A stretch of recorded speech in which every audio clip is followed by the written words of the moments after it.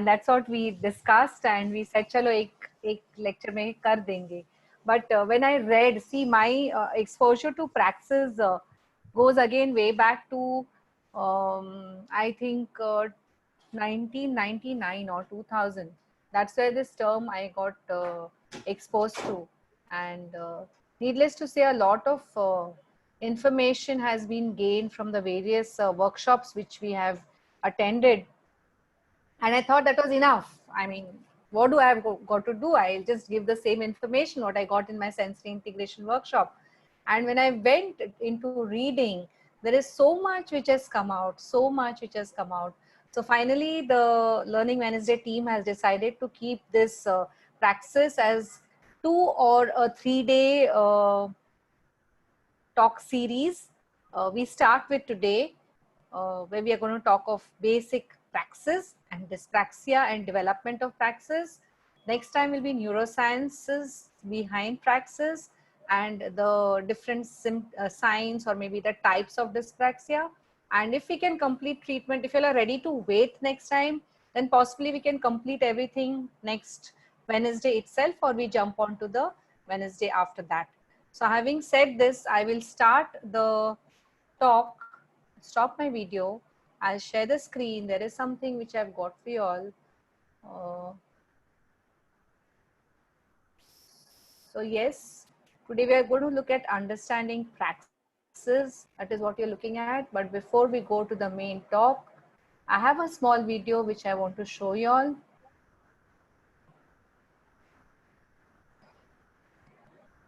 So before I start the video, I want all of you all to write down in the chat box in one word, what does this word praxis mean to you all? What does it exactly mean to you all? Just a word. Let me see what your thoughts on praxis are.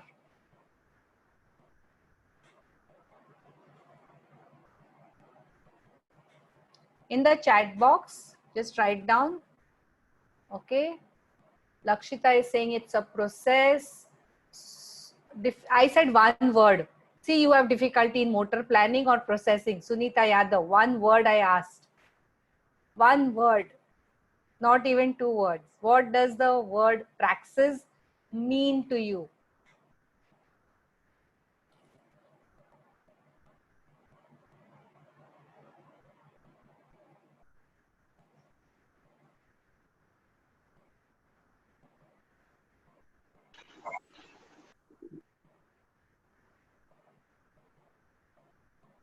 So it's execution, processing, action, planning, organization, planning, processing, in coordination, perception.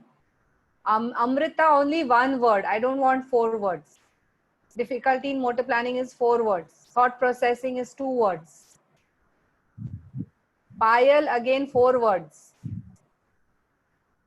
Motor planning, practice, coordination, activity, practicing, practice.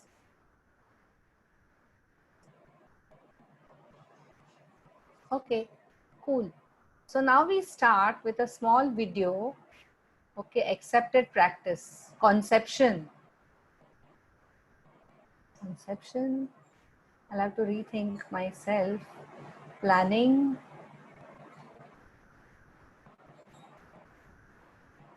Okay, cool. So having had your thoughts on what praxis exactly means to you, I'll take you through a video. Can you all see the screen? Can you all see the YouTube page? Mika, can you all see the YouTube? Yeah. Yes, ma'am. So this is a small video on what dyspraxia is, okay? Now, most of us feel it's just planning. Some of us felt it was perception. Some of us felt it was organization. So let's look at this small little video which conveys a lot.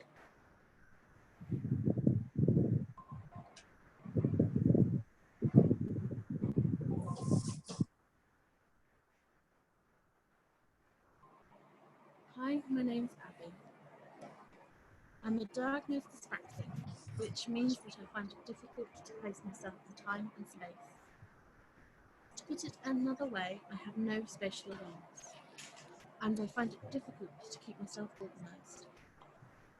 My family first knew that I suffered with dyspraxia at 4. Teachers noticed that I bumped into other children and fell off chairs for no reason. I'd even trip over them. I was then officially diagnosed with dyspraxia at 11 by a paediatrician. Now at 18, I struggle with organising my thoughts and myself. Ma'am, can you increase the volume, please? Increase the volume. Out and about, That's it. I'm very clumsy, falling over and smacking into balls and doors. It's full Dyspraxia volume. doesn't make me stupid. I don't let it stop me doing anything. I've sometimes been called names because I'm dyspraxic, which makes me sad. Living with dyspraxia would be easier if I wasn't ridiculed and if more people understood the condition. It would also be nice if there was more help for people with dyspraxia, which is why we need to make more people aware of the condition.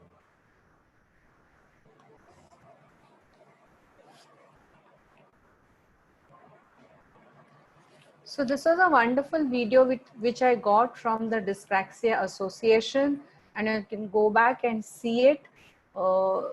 One thing which is very noticeable from the video which you all could make out and which you and me all could see, that it doesn't go away. So as any condition, neurodevelopmental disability, this is something which remains with the people who have dyspraxia. Can any of y'all again write in the chat box, do you all know any famous personalities who have got dyspraxia?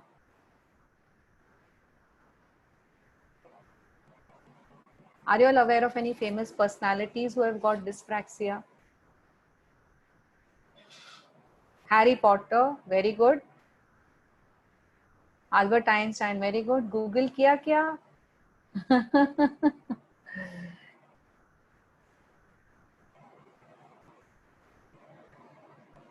Okay, so the two very famous personalities, there are many more, but the two which are very close to us and whom we know very well are Albert Einstein and Harry Potter. Needless to say, so still, I mean, in spite of whatever issues they had, they could reach where they were, and their names are in our household, in our books, and we love them. So what is praxis? Let's look at that. I would request Mihika to share a video now. I will stop share and let Mihika share a video.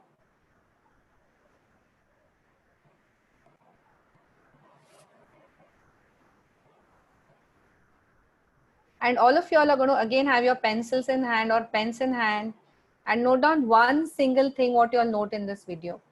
Can I play now? Yes. It's a very short clipping. What am I doing?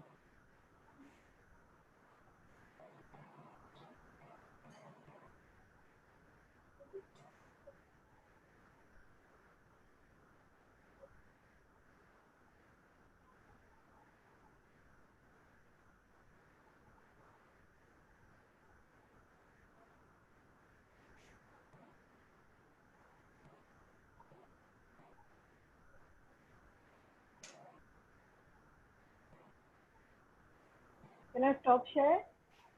Yeah, I hope they have seen what was happening. Did What everyone? was I doing? So if you're in one word again, and then maybe the homework for you all is going to be, what was the test which I was doing? What was the test? There was a test which I was doing. So that is the homework which you all are going to come next time back to me. What did you all see in the video? One word.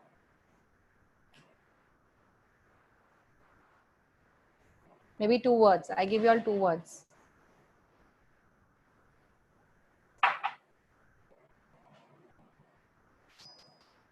Side jumping, galloping. Wonderful. Good, Nazli.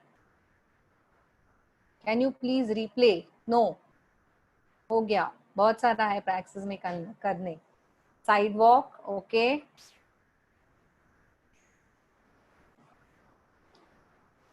Two words. Interlimb coordination, Jasneet, foot coordination, sidewalk, gallop. So there's one more, chocolate, Khushbu Bhagwani, using alternate sides. Priya, 3 words. Imitation and execution. Good. Okay. Having said that, let's go to our share. So looking at what praxis exactly means. So what is dyspraxia? We'll go from the reverse way. Rather than looking at praxis first, we are going to look at dyspraxia. So dyspraxia, although it is related to poor integration of sensory input, most of the times we perceive it to be a motor output disorder. Okay. There are observable, unskilled and uncoordinated movements which are seen. You also the little boy's video, you could see that the movement which he performed was not a skilled movement. It was not coordinated. It was poor integration of the input which was given to him. So what I did, someone said about imitation and execution, he could not bring about the same output, and therefore there was a motor output disorder. Okay, so dyspraxia, though it is related to poor integration of sensory input, is perceived to be a motor output disorder. There are observable, unskilled and uncoordinated movements which may be seen. You could see a child, if he's in the classroom, just going on to the desk, putting his head down, slopping down. He may be the one who's dropping his tiffin box. He may be the one who is not wanting to hold. Chat one, what is it? Can't hear. Can everyone hear or only Khushbu can't hear? What is it? Mihika can't hear? Ma'am, no, we can hear. Ma'am, I can talk to her. Yeah. Thank you.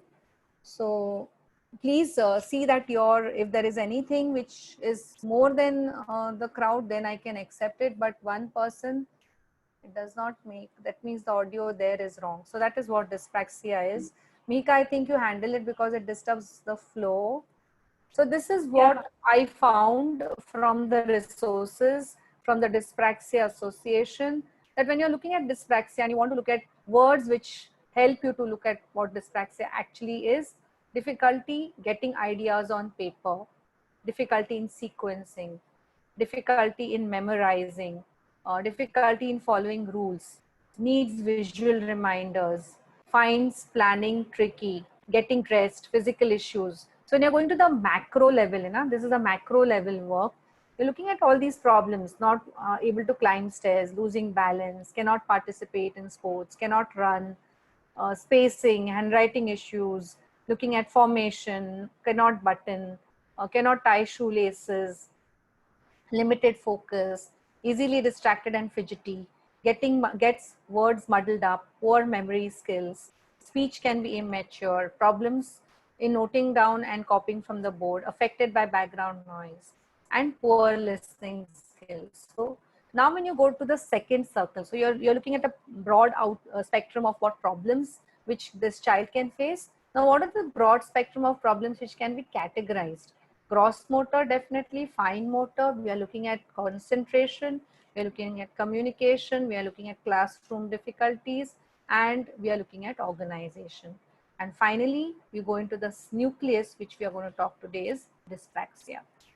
So etiology and signs, it is 5 to 10% of the kids in USA were reported to have dyspraxia. Boys were more affected than girls. Most of these children show a very low tone, and they have a little delay or maybe quite a bit of delay in achieving their motor milestones. It becomes more obvious in the school years. As the child goes to maybe 5 or 6 years, that is a time when it becomes more obvious. Any reasons why it is more obvious in the school years? Again, in the chat box, if you all can say 2 words, why do you think if it is more obvious in the school years? Why we do not see it in the years, maybe at 1 to 2 years? We don't call it dyspraxia. Why is it that we see it in the school years? Participation increases, peer comparison happens. That's what Priya is put: participation. Racial is put planning of tasks and execution. Sports, feedback reduces. Functional demands are more at this age. copying the teacher, more stimuli, societal expectations, challenges increase, exposure to complex tasks, still no chocolate, age of learning and functional outcomes. All this is held. I'm giving, I say every one of y'all is good, but still there is something which is missing. Some things are normal at 1 to 2, challenging environments. So second homework to you all. Vihika, please write down the homework. The second homework, why do you think is dyspraxia more obvious when the child goes to school? Okay. So having said this, very important to remember, 5 to 10% boys more than girls, usually with a late motor milestone, slow tone. So signs, early signs cannot copy from a signature, cannot copy from the board. Now there are reasons for this also. If you give them a book to copy which is kept next to them, they will be able to do a better job than when they are able to look at a board and copy it down from the board. Maintaining timetables, that is something which the teacher says they cannot maintain time, they cannot schedule. Now all these issues remain even in adulthood. So if you see an adult who has issues with praxis, you will see him or her like that. A lot of anxiety remains back in adulthood and low self-esteem continues. Bringing two hands together is very difficult for them, as a result of which they drop things. Even a cone of ice cream, if they are eating, suddenly something will go wrong and they may break the cone. The amount of force, pressure gradation is not very good with them. Writing, either they write too light or they write very hard enough to see that they tear the page. Their participation in school activities is limited. Tying shoelaces, the volume and tone of voice. It so happens that they are muffled in their words. You have to say, come on, talk again. What are you saying? It can be the articulation, but much often is the volume and tone of voice. You feel that this, come on, be a little loud. It's not that I'm hard of hearing, but I cannot hear. That's what the teacher says. Can you be loud? Can you just up your voice a bit? All their activities of living are affected in one way or the other. Physical activities, in fact, every part of the day, if you look at coordination, is affected. Coming to the oral motor and fine motor, you're chewing, sucking, and swallowing. In the initial stages, chewing, sucking, swallowing, then is the articulation of speech. When they start talking, they have articulation affected. Their eye muscles, they have difficulty in looking sideways. So they have a lateral vision, which they look at when someone calls them. So they do a lateral vision look out rather than looking sideways. In the hand muscles, handwriting, your dressing, your drawing, and your constructional play, all this is affected. Now, causes can be any. I mean, starting from low birth weight to being preterm to having genetic causes to autism to ADHD to cerebral palsy. These are a few causative factors for dyspraxia. Now, first, when I started reading and when I started going into when did it appear first, the first appearance of apraxia, as it was called, was in this paper which was mentioned. I have given you the list of references in my last slide. In 1861, John Euglins Jackson was the first to clearly relate the picture of apraxia. And it was Lepman who first brought out the first paper in 1900, which was based on his follow-up of stroke patients. And this was a paper which he said that these were the characteristics of apraxias. I'm just giving you I found it very interesting to read this, that how the nature of dyspraxia, how we are looking at praxis has changed over time. It is because of the different theories which have come hand in glove with what was happening in the field of neurology. So when you see 1900, these were the types of apraxias.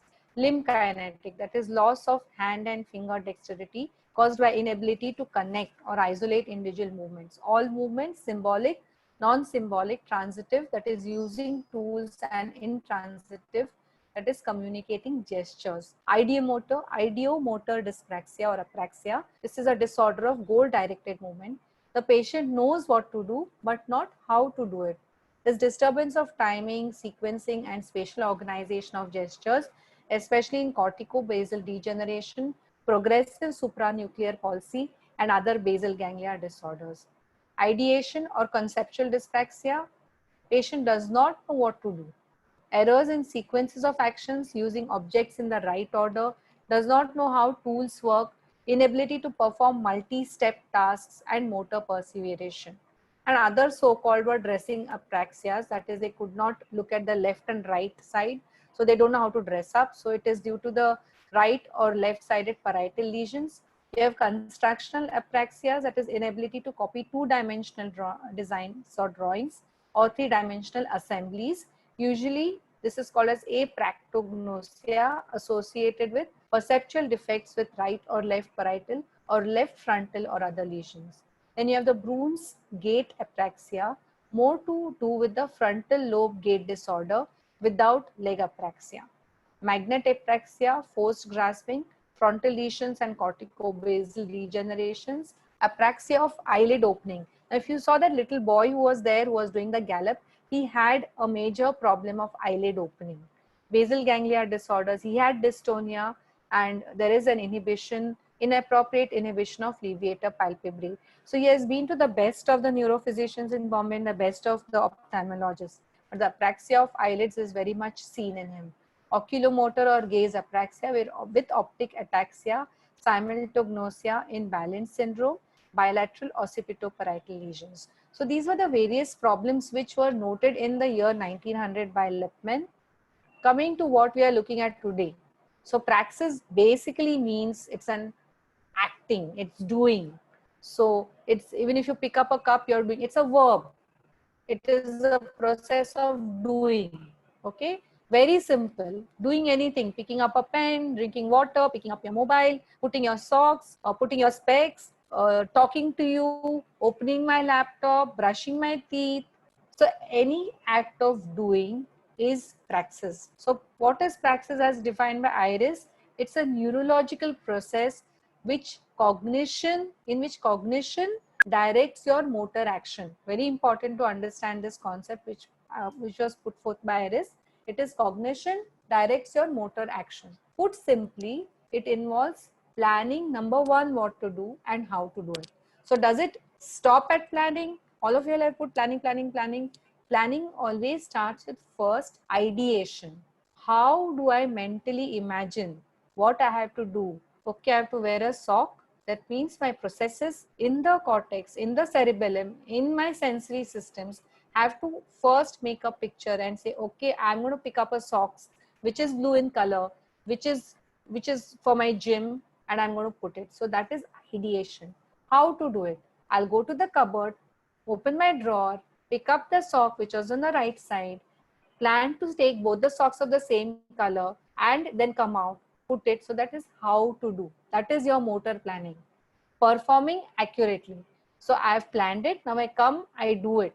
And finally, I adapt to the movements in future. So suppose in future, someone says, hey Snehal, come on, we are in a rush, can you do it fast? So there is a feedback and there is a feed forward, which my central nervous system actually gets tuned to the feedback, does a feed forward and starts performing the activity in a different environment. So this is the entire process which we are looking at. Let's go into a little deeper aspects of the process. So each of these four areas which we talked just now, which were the four areas? One, ideation. Second, planning. Third, execution. And fourth is the feedback and feed forward, are quite complex within themselves. For example, in order to be able to plan or organize movements, number one, we need to know where am I? Where is my body? If it is right, left, I don't know that. I had it. I don't even know how to integrate my sides of the body. I don't know which hand to use. So mother will say, oh, why don't you understand? You have to use your right hand for eating. You have to use your right hand with the spoon. So body awareness is something which is big time affected in these kids. Second is the cognitive ability to understand my action, one's action, and the environment around me. So if I have to go and sit and play on the swing with my friends, I will be standing there watching the other kids, scratching my head, wondering what I am supposed to do. My mom comes, come on, can you go and sit on the swing? I look at her and stare at her for some time, and then after some time I'll say, okay, slowly go towards the saying, because my cognitive ability to understand what I'm supposed to, it is not that I don't want to do it. I've planned I want to go and sit on the swing, but my ability to perceive that action cognitively is affected. Then comes my bilateral coordination, and then comes my problem solving. So when we are looking at planning, which is one word, we look at all these four factors which are very, very important. So looking at again the origins of praxis, it was a theoretical concept which was put forth by Iris. She conceptualized process that which involves conceptualization or ideation, planning, execution of a motor act. I'm time and again stressing on the fact, because to understand praxis, you have to go into what praxis actually means to an individual. It is just not performing a motor act, just not planning. It is just not processing. It is much, much more than that. So it is a postural disorder, which is due to the insufficient stabilization of the body, refers to the insufficient stabilization of the body during movement or at rest. While dyspraxia, which is referred to as developmental dyspraxia, refers to a difficulty in performing that movement or executing that movement. Okay, so there are two things in this: a postural disorder and there is dyspraxia. Postural disorder, there is stabilization of the body which is affected during movement, and dyspraxia is you will not be able to execute that movement in the right way. Praxis. Now coming back to praxis and the components, first understand that though we say it is a sensory based problem or a sensory based motor disorder, it is cortical in nature. Okay, it is brain directed. Components, first, as I said, ideation. I gave you all the example: mental imagery, creating a motor goal to think of how to go and achieve. Oh, after this talk I have to go and pick up my plate to eat my food. So how am I going to ideate that? So the child in the morning when he gets up and he has to go to school, the mental imagery itself is absent. He will not be able to ideate many a times that he has to get up, brush his teeth, go to the washroom, dress himself, and then go to the school. That ideation may or may not be present. It depends on where the difficulty arises. Second part is planning, intentional planning and sequencing motor events, actions. Third is motor coordination, which the individual, sorry for the spelling mistake, individual accomplishes movements with precision. And last, after he has done it, the adaptive response is what he gets. So there's a feedback which involves recognizing whether I was successful at this or not. Since the ability to integrate sensory input for use is required for praxis, the sensory feedback is given through the movements which improve praxis skills. So for example, if you're seeing that little baby the mother is playing with the teddy bear in front of him, and if he's going to, it's not about the tactile feedback what the child is getting, it is the amount of reach, the weight bearing he has to do on the left hand and the reach which he has to do with the right hand. If a child who had issues with this particular scenario, he wouldn't be able to dissociate between the two sides of the body. Okay, so NDT wise, he wouldn't be able to dissociate, he would collapse, he would go on to one side and then reach out for the toy. If it was a sensory deficit, possibly he would not be able to coordinate the eyes to the hands, the eyes to the depth. So it has a temporospatial angle to what we are looking at. Okay, so it has a temporal angle and it has a spatial angle.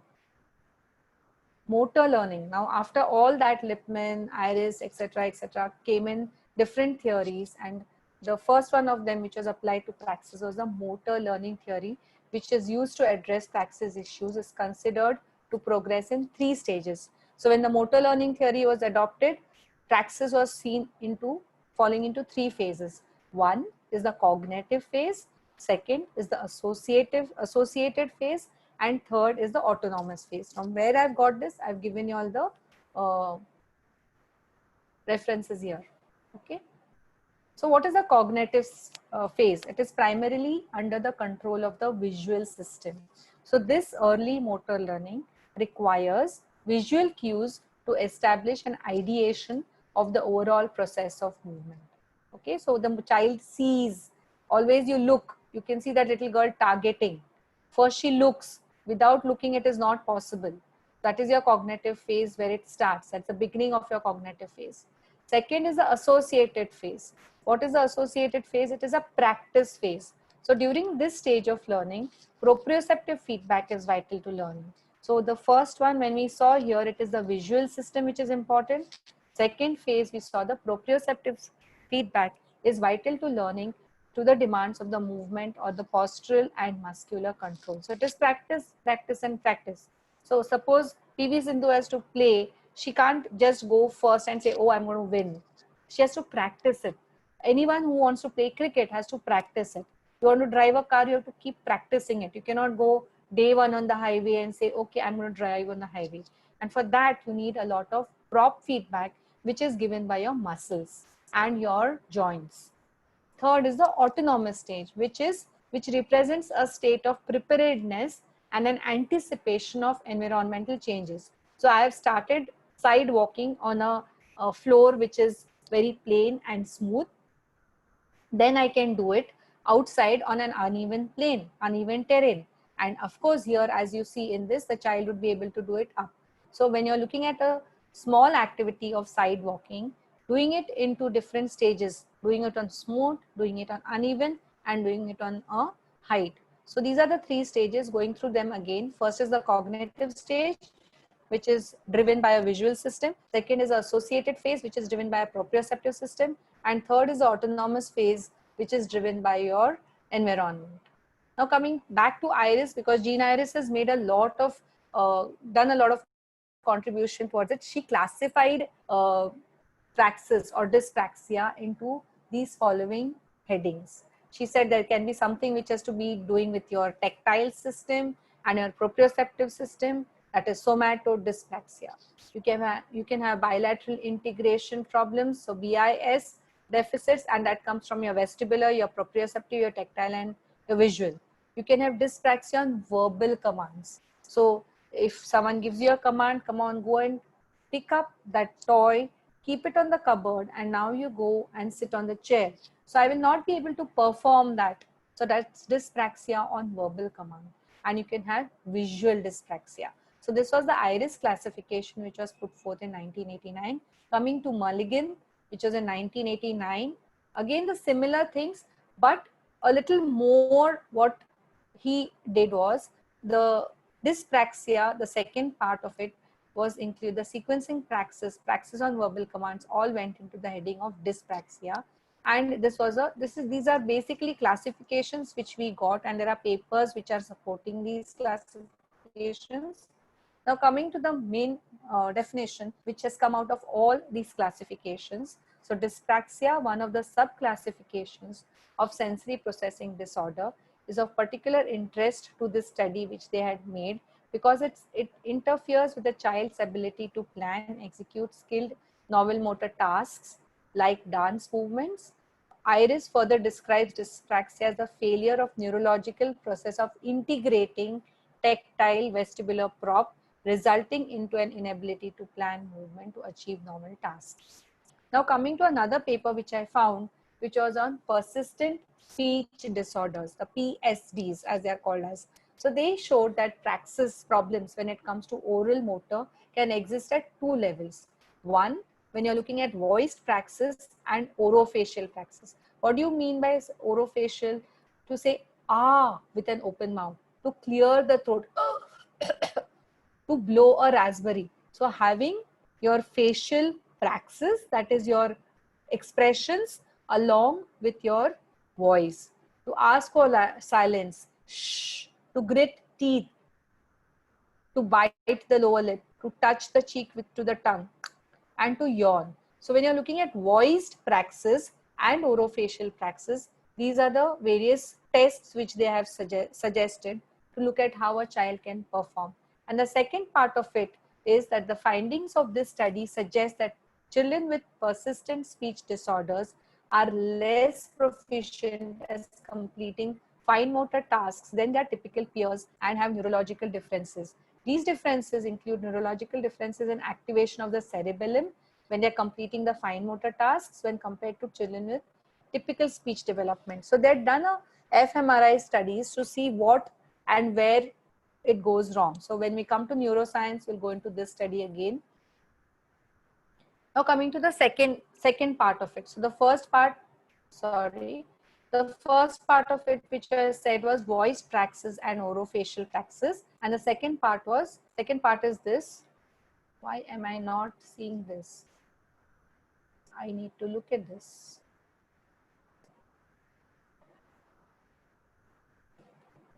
So parallel movement.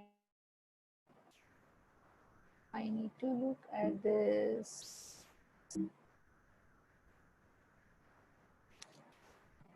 Okay, parallel movements and sequence of events of the test which is the orofacial praxis test. Now this was a paper which I got today morning and I included it.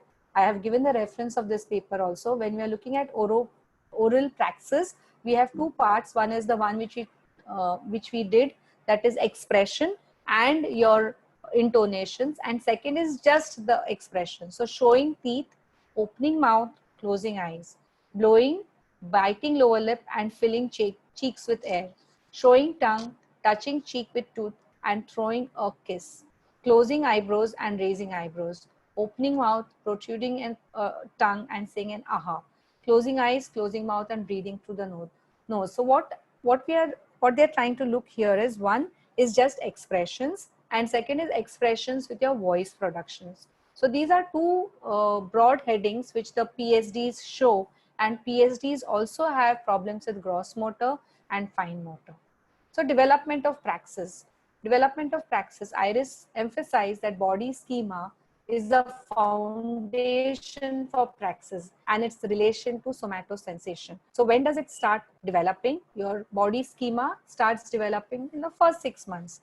So how does it happen? When the child starts exploring by simple movements in space. There is increased control on head and trunk musculature. There is an appearance of intention and immediate anticipation of action. And there's basic imitation skills develop, including your facial gestures. I hope the video runs.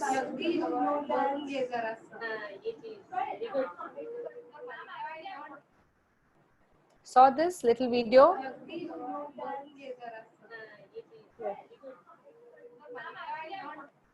Okay, so that was around 4 months of age, and this is around 5 months of age.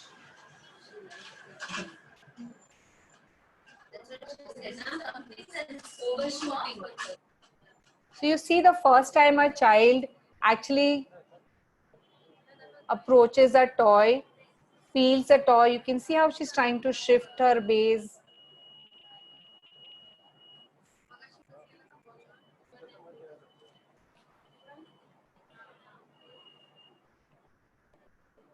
Okay. So 6 to 12 months, you're looking at refinement of sensory discrimination abilities. You're looking at consistent evidence of intention. You're looking at object permanence or maintaining a visual representation of an object. So you see that there's a mobile or a toy in front of you. You again see something like that toy and you say, okay, it may be the toy which I first saw. Your ability to relate one object to another as a precursor to constructional praxis. Your mobility in space through rolling, crawling, and later walking facilitates the development of space perception, and a 10-month-old plans ahead of two-step actions. That is your 6 to 12 months. Second year, there is mastering and exploring of object. There's ideational skills which come into picture. Your behavior starts getting organized. You start sort of scribbling. You start imitating simple actions. Mother says, okay, let's do twinkle twinkle, and you start doing twinkle twinkle. Enhanced timing of gross motor skills. So that's your second year development. Let's see the videos. So these were taken in our clinic years back. This boy must be almost around 20, 21 years now.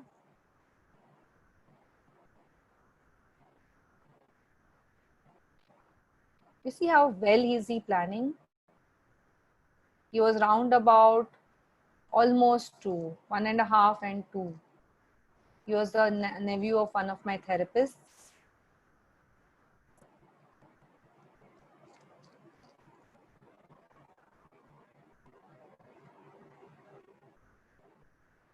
how beautifully planned everything.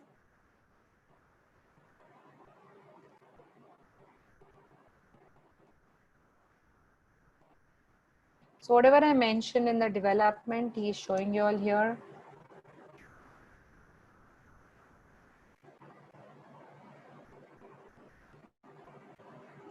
Going to the sun. You see her immense skills. I hope this runs. No, this is not running. Okay. Possibly since we have run short of time also, we will go fast. Third year and later, organization of behavior happens, that is ability to orchestrate multiple units of actions into meaningful patterns. Organization of behavior basically depends on your ideation skills, and during the last semester of the third year, the child starts combining actions into coordinated behavior sequencing. So let's see if Sharvil gives us, I think all these videos I'll show you all once the talk is over. I'll go back to the folder and I'll show these videos to you.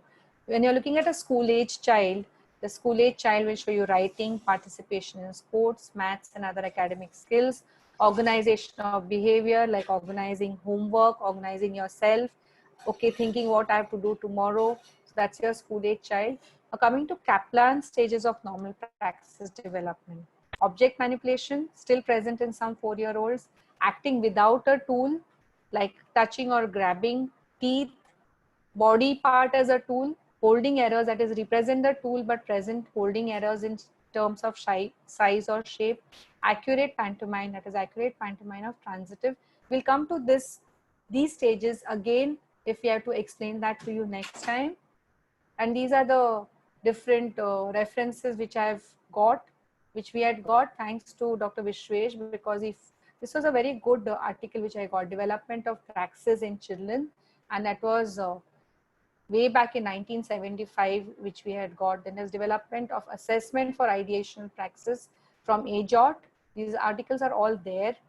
Differentiation of praxis along children, Rowley and Malux. These are various articles which are there available, and definitely our dear own Bundy. So there is no end to education. It is not that you read a book and pass an examination and finish with your examination. The whole life, from the moment you are born to the moment you die, is a process of learning. I want to stop my talk here, and before I go ahead, I'll try to fish out the 3 videos which we missed.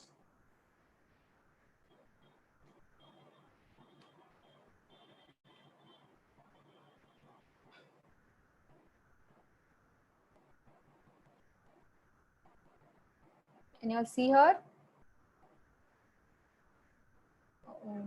Can you all see her? Mihika? Not yet, ma'am. No? Yeah, we can see. So see what she's doing. She's what we spoke of object permanence. See what she does a little later on. She's trying to manipulate the toy.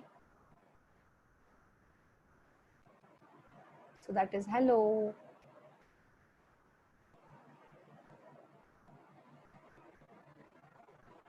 Her grandmother is sitting opposite side and she's telling her, hello, Kurt. And she picks up the phone and says, hello.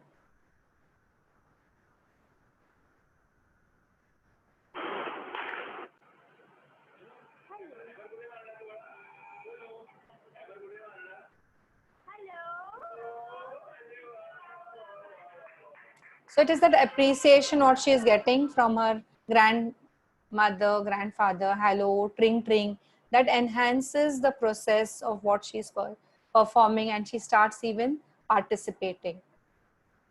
So that was one. And there's the other one which we missed was,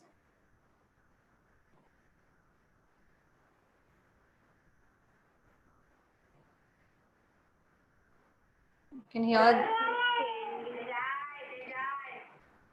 So here the grandmother is singing some rhyme.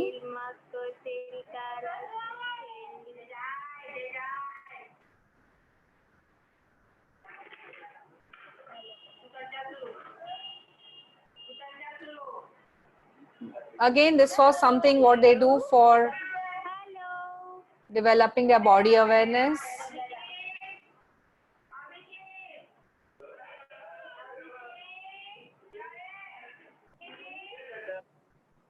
That was the second one.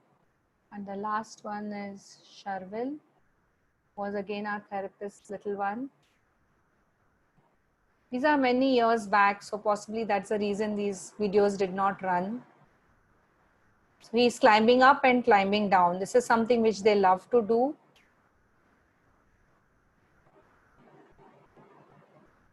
Hello?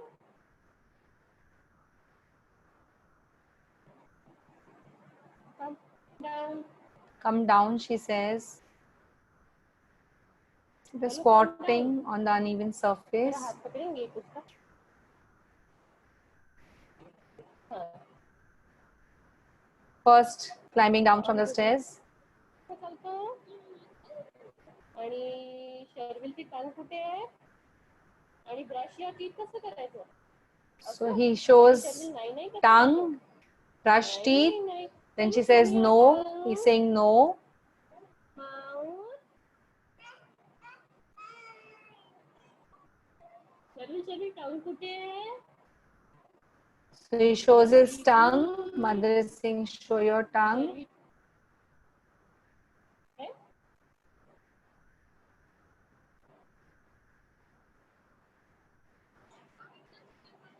This is a nice thing what he did. He poured the water so beautifully into that little saucer which he has.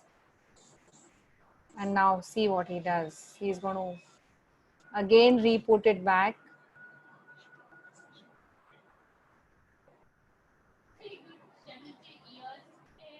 These are body parts he's showing. Eyes, ears, nose.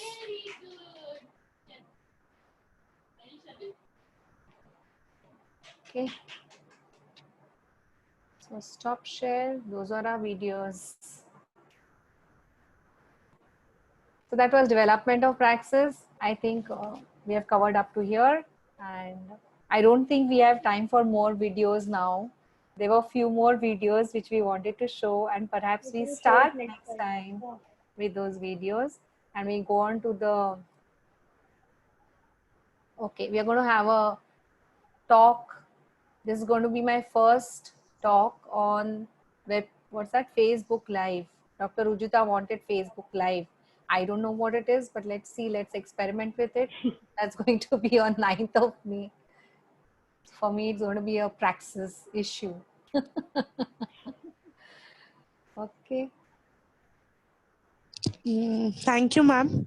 Yeah. So, just Questions, you all can always redirect it to us, and we will try to address these. yeah. So, just a few things, guys. So, a few of them were unable to join today. So, I think Zoom app in the laptop as well as phone needs to be updated. Also, we are trying to upload the webinars we conduct on YouTube. So please get in touch if you need the access for the same. You can also follow our YouTube channel. And here's the flyer for the upcoming webinar. You can register it for it soon, and it's going to be live on Facebook as well. So yeah, looking forward to see you all again. Thank you. Thank you, the Learning Hub, Wednesday Learning Hub team. Big claps to you all who have got this done. Thanks.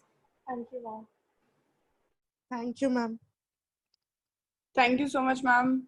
Thanks. Welcome. Take care. Stay safe. Thank You too, ma'am. Stay safe.